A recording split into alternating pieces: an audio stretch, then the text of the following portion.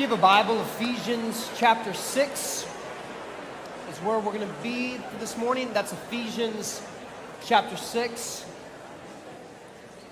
Let me just give one brief piece of information. Adam mentioned earlier that Amy Blassingame, who's one of our longtime members at Westover, she had a medical situation. She is doing better. We're grateful for the ambulance that appeared and the EMS responders and others who helped her out. She is doing better, but we appreciate your prayers. Her daughter, Brianna, was actually supposed to sing the Forever Young song as a blessing, and she found out just as service was starting. So thank you for the worship team for calling an audible at the very last minute. But like I said, most of all, Brianna's mom, Amy, is doing better, but please keep her in your prayers. We're in a series talking about the subject of mental health. We did a study at Westover. We found in the last 12 months, 90% of us, ourselves, or we know someone who has been impacted by mental health. One of the things that we said very early in the series, the very first week, is that this idea that you can just pray away mental health is not really that helpful, nor is it accurate. Mental health, you just don't pray it away for most of us. One of the ways that God blesses us as we deal with mental illness, whether it's anxiety or it's depression or it's an addiction or the many other ways that mental health appears, is through the blessing of counseling, through therapy, through medication, among other things. We don't think in a simplistic way you just pray away mental illness, but we also don't think that we just throw prayer away either.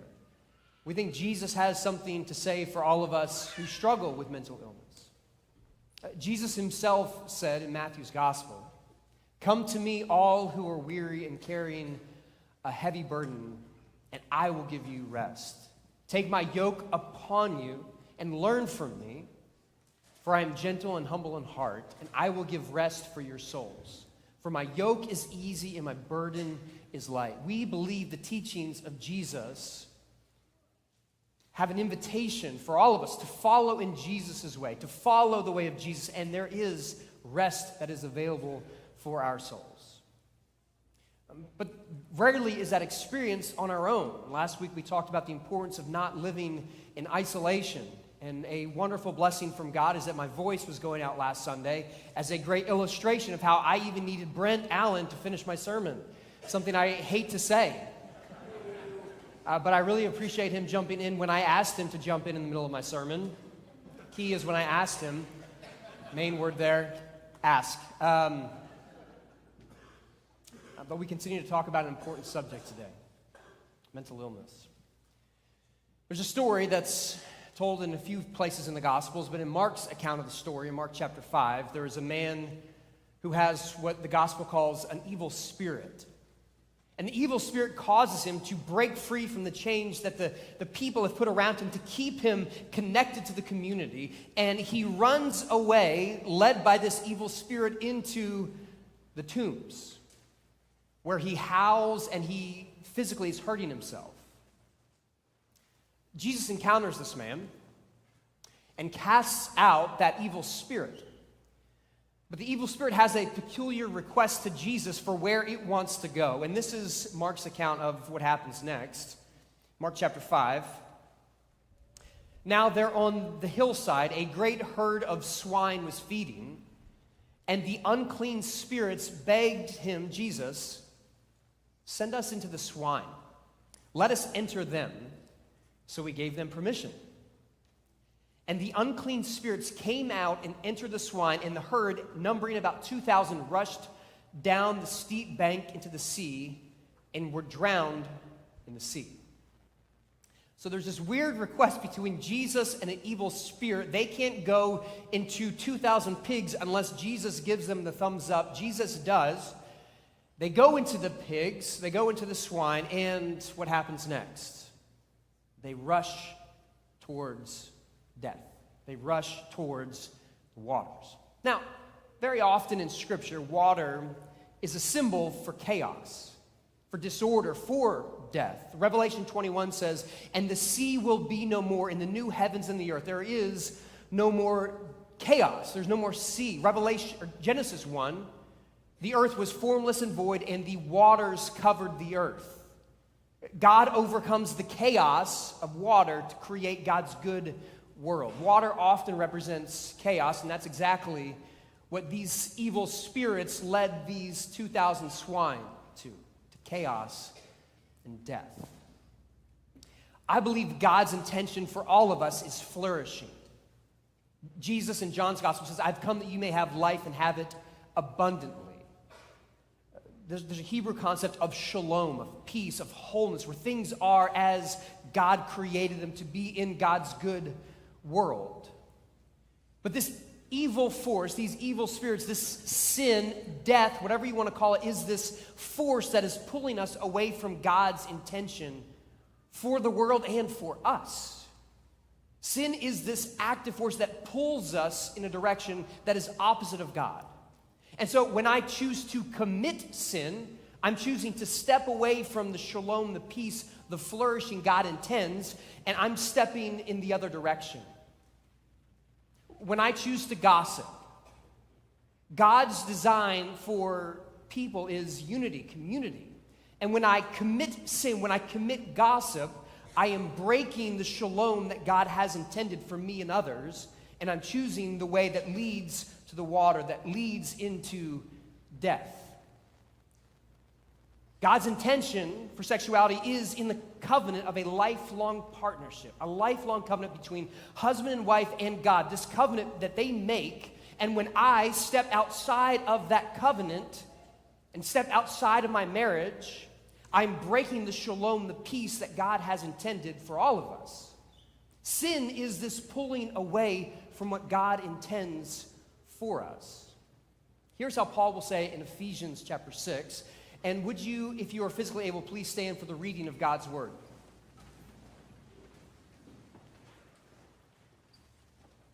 Scripture says, finally, be strong in the Lord and in the strength of his power. Put on the whole armor of God so that you may be able to stand against the wiles of the devil. For our struggle is not against enemies of blood and flesh, but against the rulers, against the authorities, against the cosmic powers of this present darkness, against the spiritual forces of evil in the heavenly places. The word of the Lord. Amen. Please be seated. Paul says we have this struggle, and it's not just against people, but it is against this present darkness, against the cosmic powers. There is this force that's working against what God wants. And so we need to put on the full armor of God so that we can stand against what Scripture calls the wiles of the devil, the schemes, these ungodly plans that the enemy has for us. This is what we're all working against. Now, hear me clearly as I transition to talk about mental health. When I personally deal with and experience anxiety in my life, I process that as though I am dealing with this evil, with darkness, with this sin. I'm not saying I'm sinning because I experience anxiety. That's not what I'm saying. I'm saying I experience sin as this force that is pulling me just like it pulled those pigs into the waters, that's pulling them into death. There is the wiles of the devil that exists in the world, and sometimes it presents for us by the thoughts that we experience in our mind. We are not sinning when we have mental health struggles. I'm not saying that at all. But one of the ways that I process mental illness and when I process my anxiety is that it is this force that is pulling me away from the flourishing that God has for all of us. Let me tell you a story. This summer, my family went down to the Gulf Coast of Florida for our vacation. My first job out of school was down in Panama City, Florida, and ever since we worked there, that I worked there, we have gone down to vacation in the summer. We're very grateful to go down to the beach there. And so this past year, we were there, as we often do, with our dear friends Josh and Cara and their 3 boys. We are vacationing together, and it is one evening, it is time for picture time. And if you ever know what it's like to take pictures with your family, you know what I'm talking about. There's a lot of stress, there's anxiety, there is a clear focus Maybe not for everyone in the family the same way, but there's a clear focus that this is a big night. This is picture night. We're all dressed up. We're ready to go. There's bows everywhere. It is time to shine. So we're walking down these steps for picture night. It's us, our 3 girls, Josh and Cara, and their 3 boys. We're walking down these steps, and a little boy comes rushing around me. And he's got those like Bama bangs that do this in the front of the forehead. You know what I'm talking about? And just by seeing him run around me, based on my deductive reasoning and my experience at Florida's Gulf Coast, I quickly deduced that this kid's first thing that he ever said was Roll Tide. I knew it with all of my heart. And little Roll Tide boy rolls around me, and he stops, and I hear a commotion as his mom yells from behind me. She yells, "Anderson, you can't go to the restroom here. Go to the water for that." And I'm reminded this is why they call this place the Redneck Riviera. Honestly, that's not what she said, but what she said I'm not going to say in church. But nevertheless, in that moment, I quickly realized that Alabama Anderson was must-see TV. And I might be here for pictures this evening, but I'm going to be doing some serious people watching, and I am watching this family. And let me tell you, Alabama Anderson did not disappoint. He ran across the beach like a young bronco with no desire to ever be corralled. He ran this way and that, his bangs just flopping in the wind. At one point, we're all lined up in front of the water. We're smiling for a picture. And Alabama Anderson runs in behind us and jumps in the water. He's 2 years old. He jumps in the water. Mom runs in the water after him, dragging him from being drowned like the swine. And then Mom has enough. She says, "Anderson," she didn't call him Alabama Anderson, I just did. But she says, "Anderson, it's time to go." And he starts throwing a royal fit. "No, I don't want to go. No, I don't want to go." And it is this beautiful, majestic sunset on the Florida Gulf Coast, and Anderson is throwing this fit. And as loud as his mom gets to say it's time to go, Anderson just goes a little bit higher. And it's getting louder and louder. And eventually she pulls out this move. "Well, fine. I'm just going to leave you here." And she starts walking off, which means Alabama Anderson is just going to talk louder and scream louder so everyone can hear that he is being abandoned by his mother. And he's getting louder, and it was just a moment that any parent is sympathetic for another, because we've all had rough moments like that. And in that moment, I had this realization that for many of us, our thought life does the same thing for us. Now, who's in charge of that family? Is it Alabama Anderson, the 2-year-old boy? Or is it Mom? It's a great question. Who's supposed to be in charge of the family? It's not the kid, it's the adult. The adult is supposed to be in charge.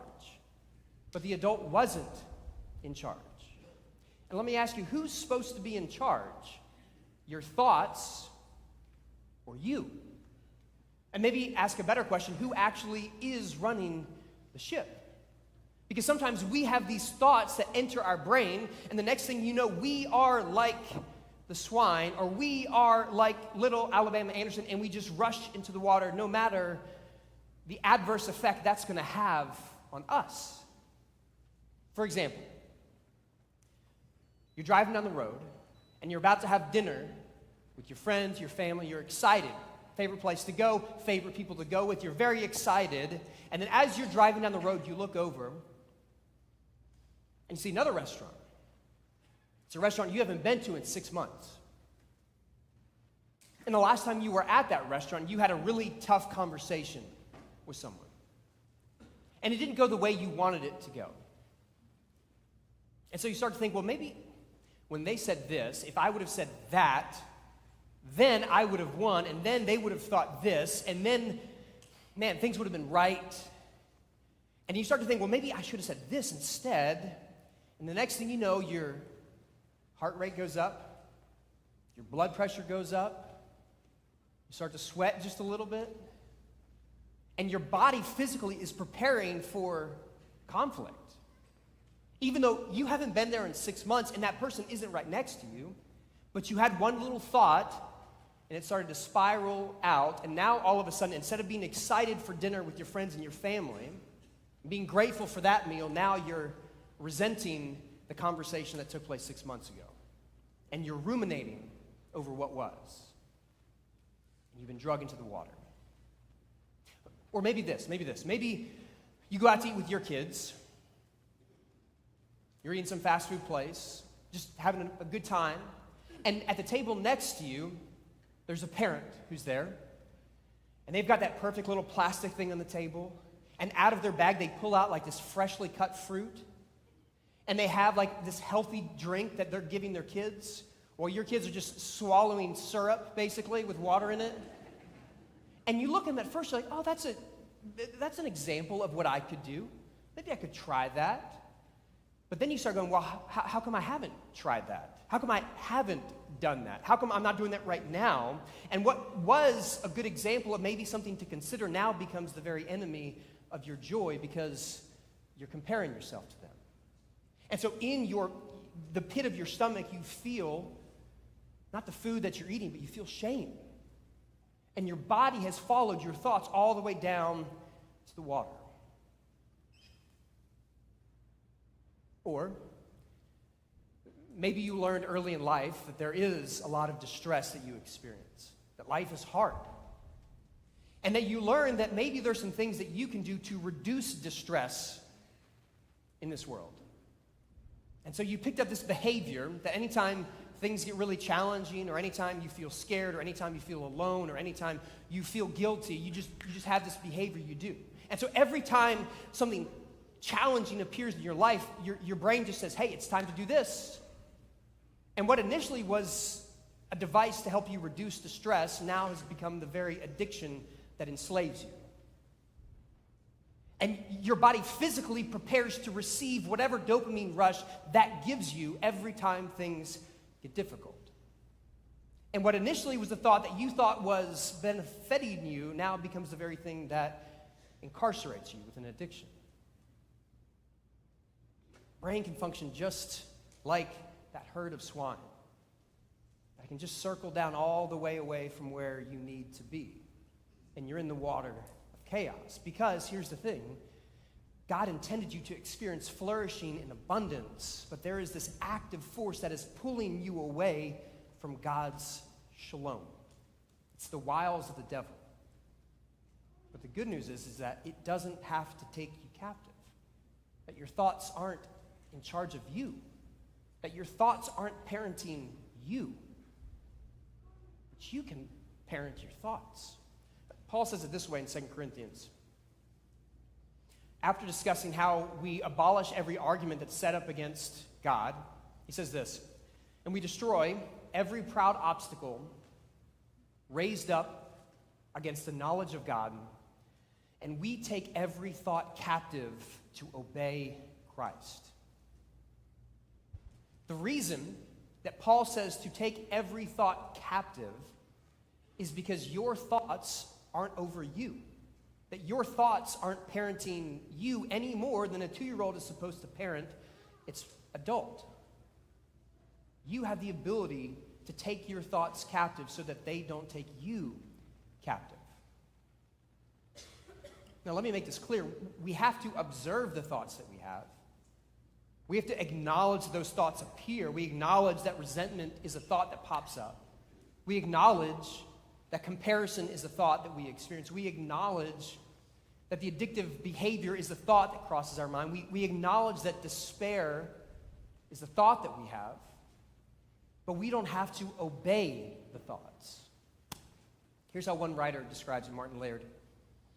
He says, we let the mind be just as we let the weather be. Whereas before we simply believed we were this constantly changing weather. Now storm, now sun, now deluge, now drought. Now week after week of grim, gray weather. The realization is dawning on us that we are not this ever-changing weather of inner commentary. That we acknowledge that our inner life has this changing weather. Sometimes it's the fog of depression that rolls in. Sometimes it's the addictive thought. Sometimes it's comparison. Sometimes it's resentment. These all come into our brain, and we observe them, but we don't have to obey them. In the same way that a parent of a hyperactive 2-year-old on the beach needs to observe, you know what? If our kid is out at 7:30 at night and our kid didn't get a nap, he's probably going to start to wind down at that part of the day. I'm going to observe this behavior. I'm going to see where it goes, and then I'm going to behave accordingly. You can observe what happens when resentment takes a toll on you. You can observe when despair starts to become the loudest voice in the room. You can observe when anxiety gets louder and louder. But you don't have to obey it. One of the ways that you observe behaviors and don't let them obey you is to go to counseling. It's to go to therapy. It's to receive medication. That's one of the ways. But there are other resources available to us by the spiritual tradition that we're a part of. There's other resources available to us in prayer and contemplation. Here's one that I would recommend. In some ways, it's a thought experiment. It's a way of contemplating and being aware of what's going on in your thought life, where you withdraw from your surrounding for a minute. Maybe it's 30 minutes in the morning before everyone wakes up. Maybe it's 5 minutes in the car before you come home from work. But what you can do, and here's just this experiment, where you can imagine your thoughts to be like a cafeteria, like a high school cafeteria. Maybe it's a food court in the mall, where you're at a table and there's a bunch of other tables all around you, and there's a bunch of other people there. And what you can do is actually personify the thoughts that you have as these people who want to come sit at the table with you. And so when the thoughts of resentment appear, imagine them to be a person, maybe like a judge, whatever judge you like. Maybe it's Judge Judy. Maybe it's my personal favorite, Arnold Schwarzenegger is Judge Dredd. I don't care, whatever judge it is. But imagine this person is the judge that comes to your table. You're sitting down and say, hey, I want to sit here, and I want to go through your case. I want to re-adjudicate what happened to you 6 months ago at that conversation at lunch. And I want to think about what they said, and this is what you could say. And this person, this judge, wants to sit down in front of you. But you've learned to observe your thoughts, and you say, thank you for your sense of right and wrong. Justice is important. Right and wrong matters. But now is not the time or the place for me to go through this. And so resentment, thanks for coming to my table, but I don't have room for you here right now. Thank you, but no thanks. And when comparison appears, and you can probably imagine who comparison is in your life, when comparison appears and it wants to come sit at your table, say, hey, thank you for giving me an example of what I could be. But right now, comparison feels more like the enemy of my joy than an example of what I could be. So I don't have time or space for you right now. Or maybe when despair appears. And despair is important. To acknowledge, at least its root, is despair is the poet who sings about the way life is hard. It's like the psalmist who has countless songs in the Jewish songbook about how things are difficult. Jesus himself even quotes one of those as he's dying. Psalm 22, my God, why have you forsaken me? But Jesus doesn't always quote the songs of lament. He doesn't always quote those psalms.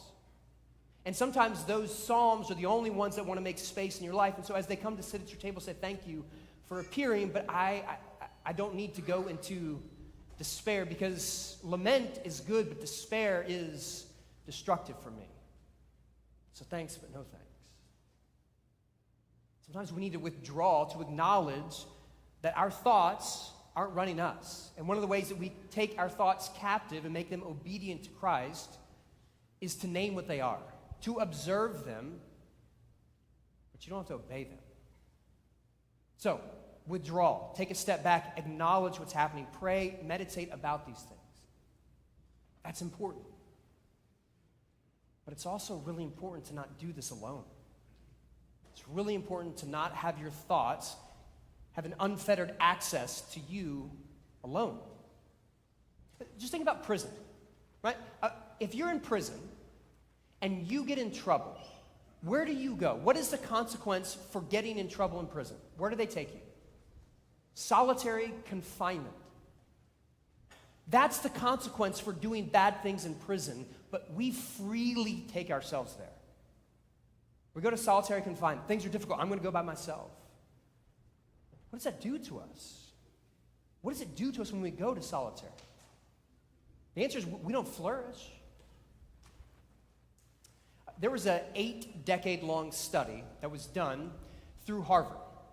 And they took 268 then Harvard College sophomores, and 456 local Bostonian young adults, 724 total people, along with what became 1,300 of their descendants.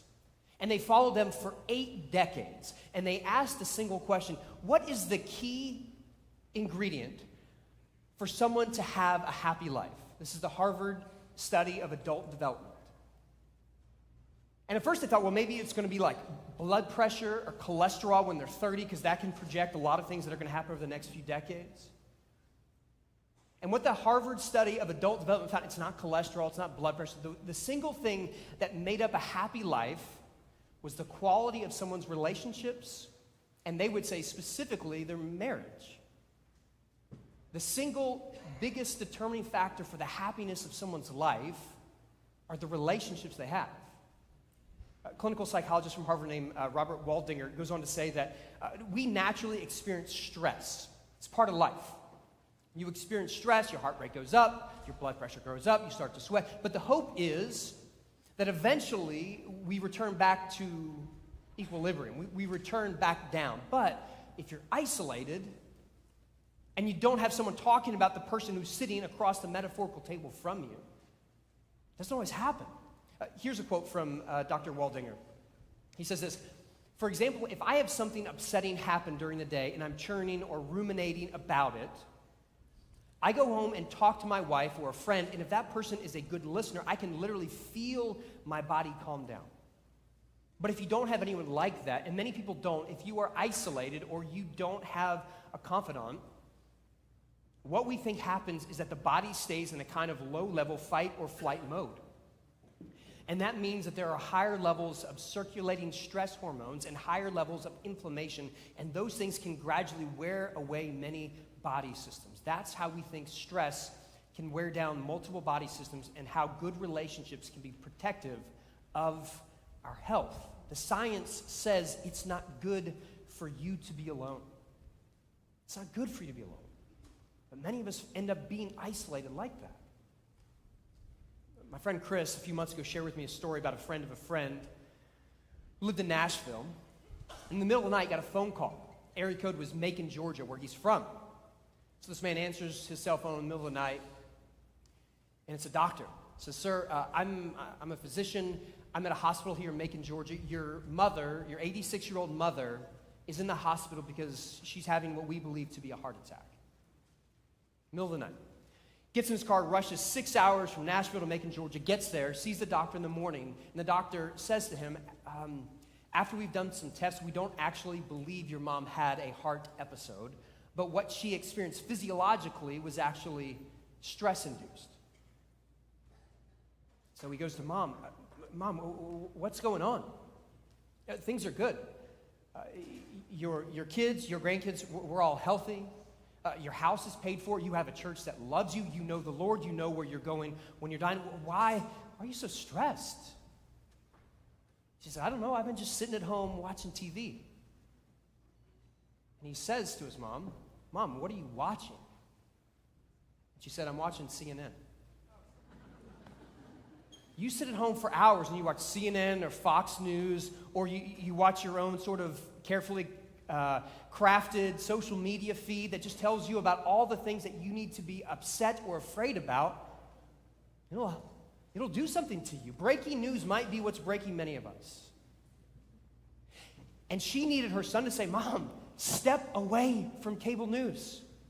Step away from it. It's not good for you to be sitting across the table from that all day, every day. In the survey that we did, we had 212 people participate.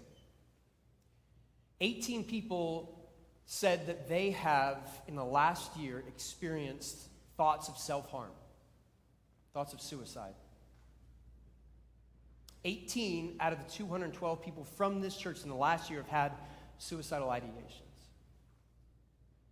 Later in the series, we'll do a specific sermon about suicide. But if you're one of those 18 people, and statistics would say a few of you are in the room right now, first and foremost, I want to say thank you so much for at least acknowledging that. Thank you for being willing to say something. And obviously what we want more than anything is for you to talk to someone. Talk to a therapist. We have counseling resources available for you. We have a growth group that's going to start next Sunday, which would be a great place for you to go. But if those are steps you can't take today, and that's where you are, let me just say one thing to you. Please remember that the person on the other side of the table from you isn't telling you the truth. The person on the other side of the table from you that's filling you with despair, that's pulling you to the water, that's pulling you towards chaos, it's not the person you need to be listening to. And they're trying to tell you it's over, but if you could hear me, just hear me say one thing. You just need to get through one more day. You don't need to figure out the rest of your life. You don't need to figure out the rest of the year. Just figure out just one more day. And God's mercies are new every morning. Don't sit across from this table alone. It's not good for any of us. When our thought life is running our life like a belligerent child, we miss what God has for us. There's a psalm that's been near and dear to my heart for probably the last year. The song goes like this: my heart is not lifted up, my eyes are not raised too high. I do not occupy myself with things too great and too marvelous for me. But I have calmed and quieted my soul. Like a weaned child with its mother, my soul is like a weaned child that is with me. There is a way for that child that wants to run all over your life through your thoughts can be calmed. And that your heart doesn't have to be lifted up with anxiety and stress. Your eyes don't have to be focused on everything around you that seems wrong in the world. That your spirit doesn't have to be this loud cacophony of commotion and fear. But there is a way to calm that. And I would tell you that maybe the best way to do that is that you get the right person across the table from you. Instead of the judge, instead of resentment, instead of comparison, instead of despair, instead of addiction, get something else across from you that tells you what's true. But Paul says this in Philippians 4. Philippians 4, he says this: do not worry about anything. I know some of us are going to hear that as a command that we're not, I'm sinning because I'm worrying about something. Don't hear this as condemnation. Hear this as an invitation that's saying there is a way to not worry about anything. Do not worry about anything, but in everything, by prayer and supplication with thanksgiving, let your requests be made known to God. And the peace of God, which surpasses all understanding, will guard your hearts and your minds in Christ Jesus. He goes on to say this: finally, beloved, whatever is true, whatever is honorable, whatever is just, whatever is pure, whatever is pleasing, whatever is commendable, if there is any excellence, and if there is anything worthy of praise, think about these things. This is what needs to be across the table from you. If it's pure, it's pleasing, if it's commendable, this is what our attention needs to be set on. We do not need to be occupied with things too great and too marvelous, but we need to be occupied with what is true and loving and just. And we don't need to do that alone. So this is what I want to say. One, if this morning you are overwhelmed with your thought life, please don't keep this to yourself. Text a friend. Talk to someone. Go to the growth group next Sunday. Go online and find the counseling resources we have available to you. After the service, we'll have elders and ministers at the back of the room. We would love to pray with you, but just don't do this alone. And second of all, be intentional about what your heart and your mind is looking at every day. If it's not just, if it's not true, if it's not honorable, if it's not loving, if it's not peaceful, then don't give it the time of day. Because God deserves that time of day. And God will give you life. Because as Jesus said, if you come to me, I will give you rest for your souls. In just a minute, the men and women who are serving communion will make their way to those tables in the back. And then they'll bring you the bread and the cup. And as you hold on to this, as we wait to take this all together as a family, May it be a reminder of what you need to keep across from the table from you this week. Because it is true, it's just, it's honorable, it's pure. Let's pray.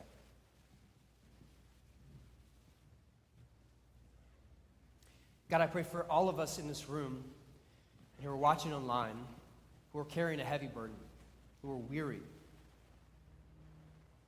God, may we hear your invitation to take upon us your yoke, your way of living, your way of being a person.